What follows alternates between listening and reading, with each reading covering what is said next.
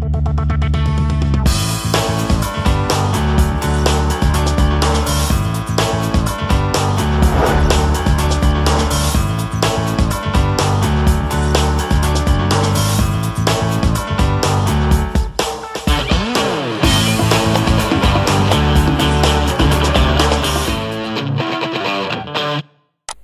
my friends, this is Kylie Bartlett, the Web Celeb, coming to you live from my set where I'm in the process of putting together my DVD program on how to flirt and convert on Facebook behind closed doors. Now we had a request from Anita Ravel, hi Anita, on how to put together really good audio. So video is one thing, but to be honest with you, if I had to choose between quality video and quality audio, I would choose the audio every time, because when you have that tinny, scratchy noise coming through, it's incredibly distracting for when you're actually when you're watching video. So just something to be aware of. So what we're going to demonstrate to you now, as you'll notice, I'm mic'd up at the moment.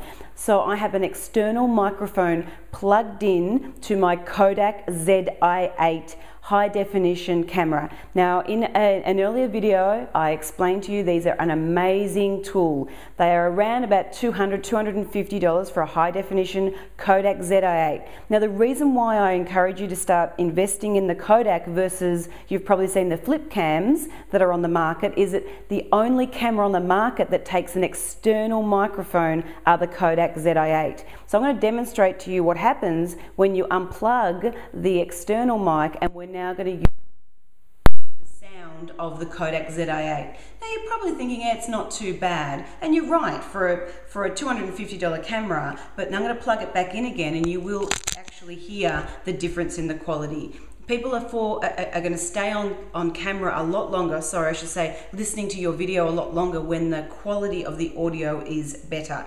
Now I'm going to go through a range of audio peripherals that you can use with your Kodak ZI-8, starting with the cheapest option. Well, the cheapest option obviously is to go for the built-in audio, but your next option is to go for a little, I've got a Sony lavalier lapel mic. It cost me $30 from eBay. Now you want to make sure that you get a stereo one. The worst thing you can have is a mono, or it's only coming through one of the speakers. So ensure you get a stereo. This one's Sony, $30. It plugs straight into my Kodak ZI-8. Moving up from there, now if you do lots of webinars or podcasts, now you've got to excuse the fact that mine has got sticky tape wrapped around it, given that I squashed it in my suitcase coming back from New Zealand last week. So here I've got what's known as the Logitech headset. Now it's got great audio, I can hear, and I can just, let me just pop this down.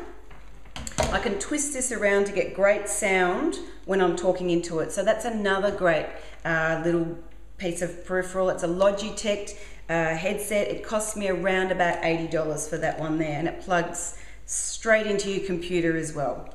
Okay, now the next one moving up from there, now we're moving more into the commercial options, and that is to go for a Sennheiser wireless transmitter receiver, okay, which is what I have on now. And it plugs in, you've got a receiver, you've got a transmitter. Now you're getting up into the commercial pricing now, around starting at about $600. The Sennheisers are around $900, and you can pay anything up to $2,000, even and above. So what you can obviously get when you spend that kind of money is a roving mic.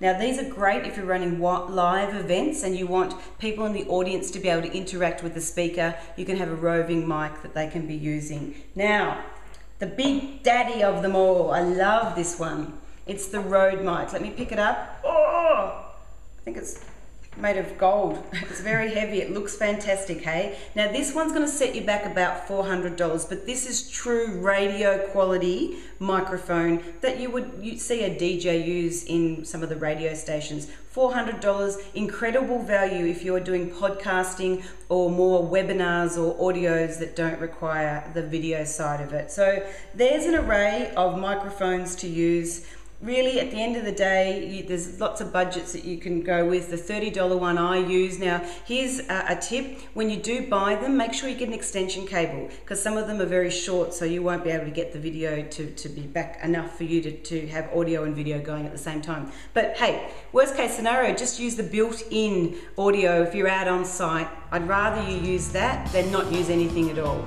So that is it. That is my video on audio. If you want to know anything more about how to put together video and audio, please let us know. I've got Pretzel, who was able to give you all the assistance possible on this, and I just kind of sit here and made to look good. But really, Pretzel's the guy behind the scenes. So until the next video, bye for now.